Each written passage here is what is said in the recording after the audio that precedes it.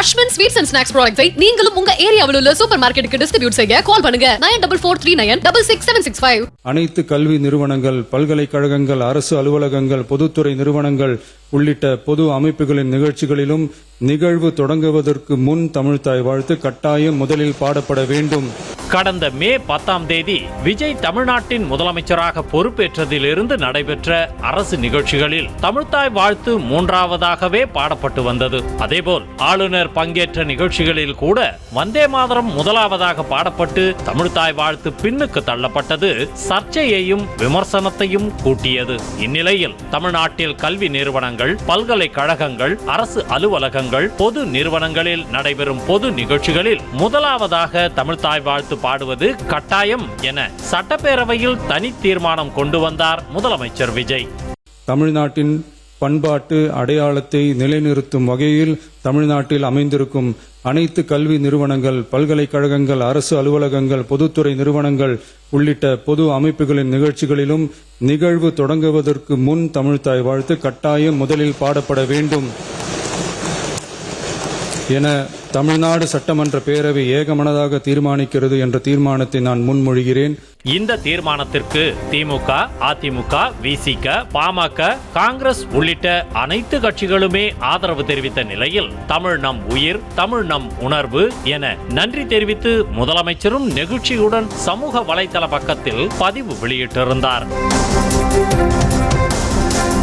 இது ஒரு பக்கம் இருந்தாலும் வெறும் தீர்மானம் மட்டும் போதுமா? இந்த தீர்மானம் ஒன்றே தமிழ்த்தாய் வாழ்த்தை கட்டாயமாக்கி விடுமா என வினா எழுப்ப ஆரம்பித்துள்ள திமுகவினர் இந்த தீர்மானத்தை மத்திய அரசிற்கான அழுத்தமாக மட்டுமே எடுத்துக்கொள்ளலாம் என கூறுகின்றனர். இது குறித்து பேசிய திமுக முன்னாள் அமைச்சர் ரகுபதி, தீர்மானம் ஆளுநரை கட்டுப்படுத்தும் என்பதெல்லாம் சந்தேகம்தான் என்றும் திமுகவை பொறுத்த வரைக்கும் தீர்மானத்தை சட்டமாக இயற்ற வேண்டும். அப்படி செய்தால்தான் மத்திய அரசால் எதுவுமே செய்ய முடியாது என உறுதியாக தெரிவித்தார். பொதுவாக சட்டமன்றத்தில் நிறைவேற்றப்படும் தீர்மானங்கள் தமிழ்நாட்டின் குரலாகவே பார்க்கப்படும் என கூறும் திமுகவினர், இதுபோன்று ஏற்கனவே பல்வேறு தீர்மானங்கள் தமிழ்நாட்டு சட்டமன்றத்தில் நிறைவேற்றப்பட்டுள்ளன எனவும் அந்த தீர்மானங்கள் எல்லாம் கட்டாயமாக்கப்படவில்லை, மாறாக கடமைக்குத்தான் என்பது போல் இருக்கின்றன எனவும் கூறுகின்றனர்.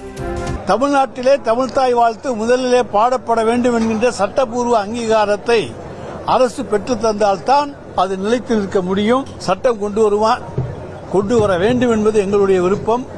இது ஒரு புறம் இருந்தாலும் உண்மையிலேயே தமிழ்த்தாய் வாழ்த்து விவகாரத்தில் சட்ட வலிமையை உண்டாக்குவதுதான் திமுகவின் நோக்கமா, அல்லது அரசியலுக்காக இப்படிப்பட்ட கோரிக்கைகளை அவர்கள் முன்வைக்கிறார்களா என்ற கேள்வியும் எழுகிறது. ஒருவேளை திமுக சொல்வது போல் தமிழ்த்தாய் வாழ்த்து முதலில் பாடப்பட வேண்டும் என்ற தீர்மானத்தை சட்டமாக்கினால் ஒப்புதல் அளிக்க வேண்டியது யார் என ஆராய்ந்தால் அதற்கு ஆளுநர் என்பதே பதிலாக உள்ளது. தமிழ்த்தாய் வாழ்த்து தொடர்பான சட்டம் மாநில அரசின் அதிகார வரம்பிற்குள் வரும் என்பதால் அதற்கு ஆளுநரின் ஒப்புதலே போதுமானது எனவும் கூறப்படுகிறது. ஆனால் அரசின் முடிவை ஏற்று ஆளுநர் பதிலளிப்பாரா என்ற கேள்வியும் எழுகிறது.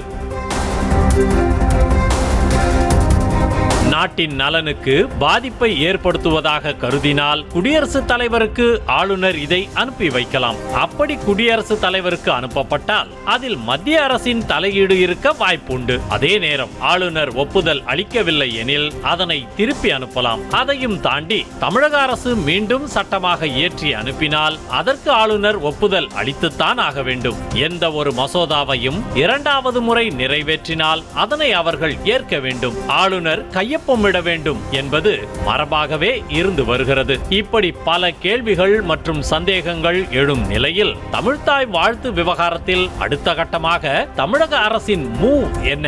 விஜய் தலைமையிலான தமிழ்நாடு அரசு திமுகவின் கோரிக்கையை ஏற்குமா? தீர்மானத்தை சட்டமாக்க முயற்சி மேற்கொள்ளப்படுமா என்பதையெல்லாம் பொறுத்திருந்துதான் பார்க்க வேண்டும். அஸ்வின் ஸ்வீட்ஸ் அண்ட் ஸ்நாக்ஸ் ப்ராடக்ட்ஸை நீங்களும் உங்க ஏரியாவில் உள்ள சூப்பர் மார்க்கெட்டுக்கு டிஸ்ட்ரிபியூட் செய்ய கால் பண்ணுங்க 9443966765.